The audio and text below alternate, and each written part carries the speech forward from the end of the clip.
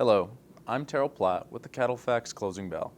Today's Closing Bell is sponsored by VitaFirm.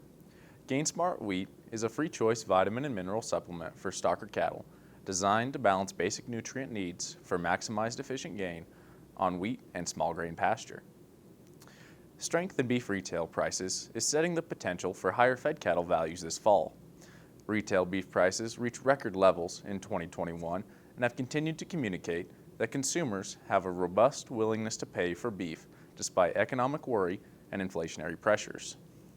Retail prices have held near record levels, averaging $7.34 a pound year to date, which is 10% above a year ago.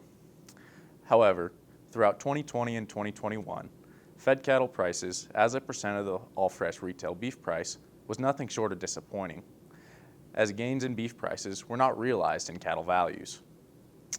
During this time period, slaughter and supply chain disruptions created a bottleneck that backed up cattle supplies over 1 million head and drove the ratio between fed values and retail prices to record low levels. As the market realigns this year, the share of fed cattle prices as a percent of retail beef prices has shown improvement as more consumer dollars make their way to cattle producers. Fed cattle prices as a share of retail prices are just shy of 18%, the highest level since March 2020 and the onset of the pandemic. Seasonally, the ratio of fed to retail prices tends to increase into the fall, increasing 3% last year from October to December. With beef retail prices well supported, around $7.30 a pound, even a 1% increase implies fed cattle values in the low to mid 150s this fall, which is in line with CattleFax expectations.